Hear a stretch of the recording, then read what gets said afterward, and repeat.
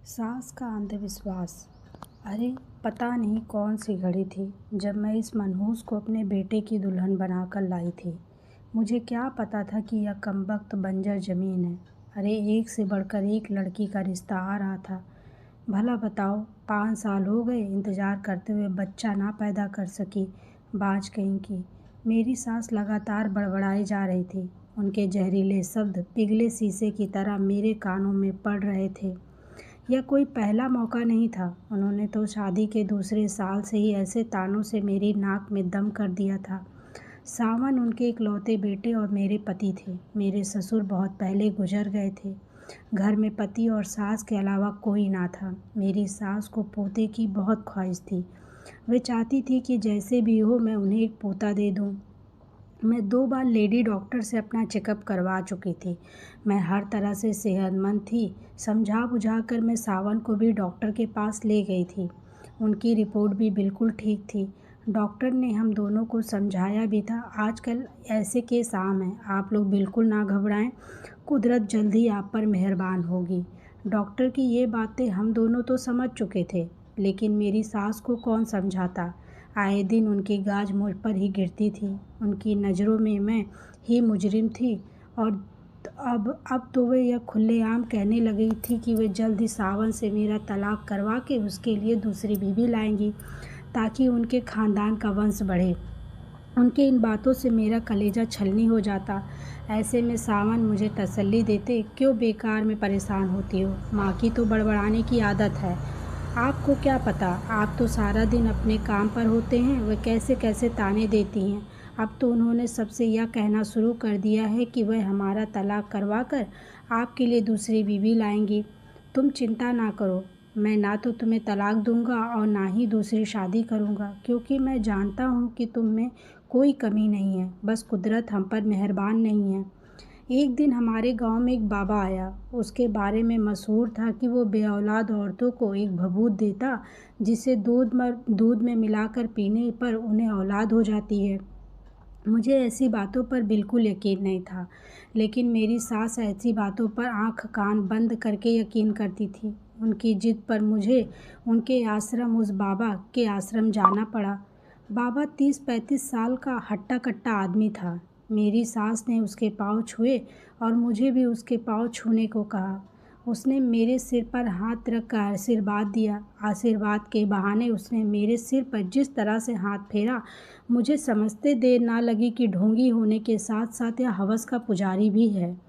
उसने मेरी सास से आने का कारण पूछा। सास ने अपनी समस्या का जिक्र कुछ इस अंदाज में किया कि ढोंगी बाबा मुझे खा जाने वाली निगाहों से घूरने लगा। उसने मेरी आंखें देखी, फिर किसी नतीजे पर पहुंचते हुए बोला, तुम्हारी बहू पर एक चुड़ैल का साया है, जिसकी वजह से इसे औलाद नहीं हो रही है। अगर वह चुड़ैल इसका पीछा छोड़ दे तो कुछ ही दिनों में गर्भ धारण कर लेगी, लेकिन इसके लिए आपको काली माँ को खुश करना पड़ेगा। काली माँ कैसे खुश होंगी? मेरी सास ने उत्सुकता से पूछा।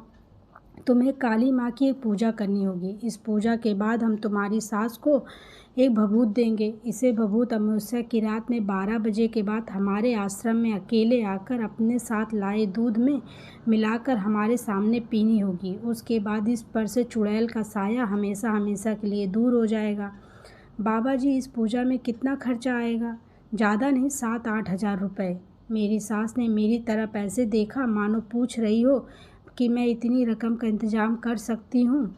मैंने नज़रें फेर ली और ढोंगी बाबा से पूछा, बाबा, इस बात की क्या गारंटी है कि आपकी भभूत से मुझे औलाद हो ही जाएगी? ढोंगी बाबा के चेहरे पे फौरन नाखुशी के भाव आए। वह नाराज़गी से बोला, बच्ची, हम कोई दुकानदार नहीं हैं जो अपने माल की गारंटी देता है। हम तो बहुत पहुँचे हुए बाबा हैं। तुम्हें अगर औलाद चाहिए तो जैसा हम कह रहे वैसा करो, वरना तुम यहाँ से जा सकती हो। ढोंगी बाबा के रौद्र रूप धारण करने पर मेरी सास सहम गई। फिर मुझे खा जाने वाली निगाहों से देखते हुए चापलूसी के लहजे में बाबा से बोली, बाबा जी, यह नादान है, इसे आपकी महिमा के बारे में कुछ पता नहीं है। आप यह बताइए कि पूजा कब करनी होगी? जिस रोज़ अमावस्या होगी उस रोज़ शाम के 7 बजे हम काली माँ की पूजा करेंगे, लेकिन तुम्हें एक बात का वादा करना होगा। वह क्या बाबा जी? तुम्हें इस बात की खबर किसी को भी नहीं होनी देनी है, यहाँ तक कि अपने बेटे को भी नहीं। अगर किसी को भी इस बात की भनक लग गई तो समझो उसने अपनी बात अधूरी छोड़ दी। मेरी सास ने ढोंगी बाबा को फ़ौरन यकीन दिलाया कि वे किसी को इस बात का पता नहीं चलने देंगी। उसके बाद हम घर आ गए। 3 दिन बाद अमावस्या थी। मेरी सास ने किसी तरह पैसों का इंतज़ाम किया और फिर पूजा के इंतज़ाम में लग गई। इस पूजा में मुझे शामिल नहीं किया गया। मुझे बस रात को उस ढोंगी बाबा के पास एक लोटे में दूध लेकर जाना था। मैं ढोंगी बाबा की मनसा अच्छी तरह जान चुकी थी, इसलिए आधी रात होने पर मैंने अपने कपड़ों में एक चाकू छुपाया और ढोंगी बाबा के आश्रम पहुंच गई। ढोंगी बाबा मुझे नशे में झूमता हुआ दिखाई दिया। उसके मुंह से शराब की बू आ रही थी। तभी उसने मुझे वहीं बनी एक कुटिया में जाने को कहा। मैंने कुटिया में जाने से फ़ौरन मना कर दिया। इस पर उसकी भवें तन गई। वह धमकी देने वाले अंदाज में बोला, तुझे औलाद चाहिए या नहीं? अपनी इज्जत का सौदा करके मिलने वाली औलाद से मैं बेऔलाद रहना ज़्यादा पसंद करूँगी। मैं दृढ़ स्वर में बोली, तू तो बहुत पहुँची हुई है, लेकिन मैं भी किसी से कम नहीं हूँ। घी जब सीधी उंगली से नहीं निकलता तब मैं उंगली टेढ़ी करना भी जानता हूँ। कहते ही वह मुझ पर झपट पड़ा। मैं जानती थी कि वह ऐसी नीच हरकत करेगा। अंततः तुरंत चाकू निकाला और उसकी गर्दन पर लगा कर दहाड़ी। मैं तुम जैसे ढोंगी बाबाओं की सच्चाई अच्छी तरह जानती हूँ। तुम भोली भाली जनता को अपनी चिकनी चुपड़ी बातों से न केवल लूटते हो बल्कि औरतों की इज्जत से भी खेलते हो। मैं यहाँ अपनी सास के कहने पर आई थी। मुझे कोई भभूत वभूत नहीं चाहिए। मुझ पर किसी चुड़ैल का साया नहीं है। मैंने तो तेरी भभूत दूध में मिलाकर पी ली थी। तुझे यही बात मेरी सास से कहनी है। बस अगर तूने ऐसा नहीं किया तो मैं तेरी जान ले लूँगी। उसने घबरा कर हाँ में सिर हिला दिया।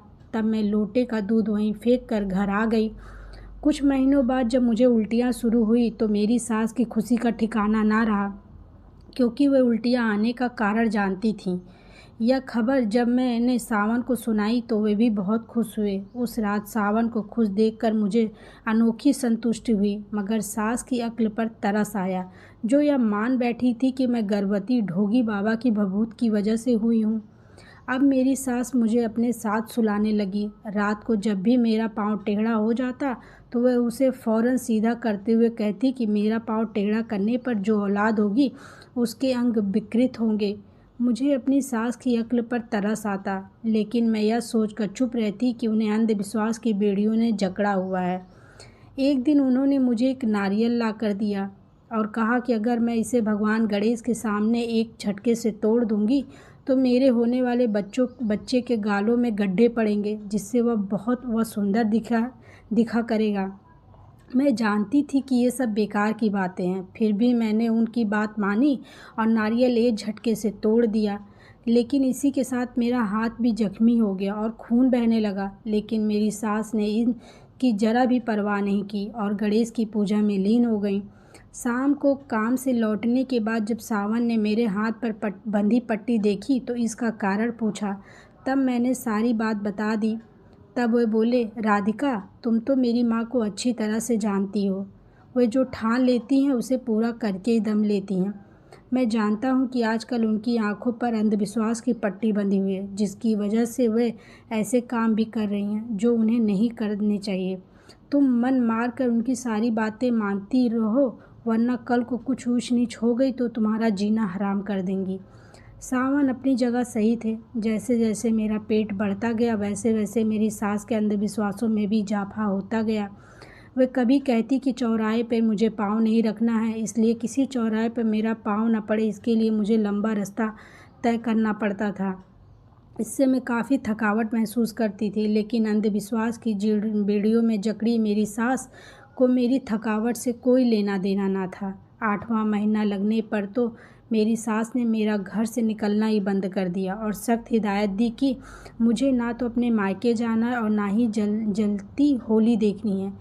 उन्हीं दिनों मेरे पिताजी की तबीयत अचानक ख़राब हो गई। वे बेहोशी की हालत में मुझसे मिलने की गुहार लगाए जा रहे थे, लेकिन अंधविश्वास में जकड़ी मेरी सास ने मुझे मायके नहीं जाने दिया। इससे पिता के मन में हमेशा के लिए यह बात बैठ गई कि उनकी बेटी उनके बीमार होने पर देखने नहीं आई।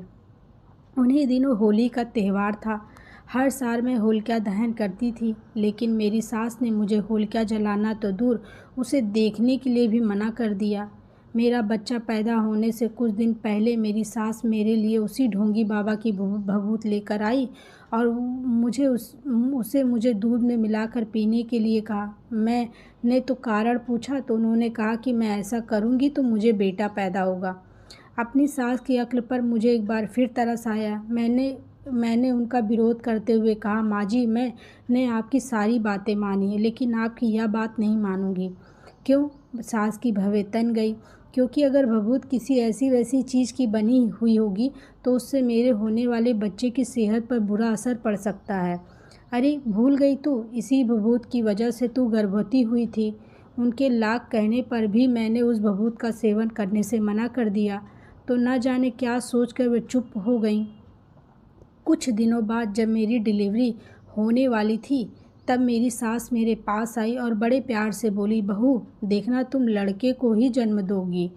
मैंने वजह पूछी तो वे राज खोलती हुई बोली, बहू तुमने तो बाबा जी की भभूत लेने से मना कर दिया था, लेकिन उन पहुँचे बाबा जी का कहा मैं कैसे टाल सकती थी, इसलिए मैंने तुझे वह भभूत खाने में मिलाकर देनी शुरू कर दी थी।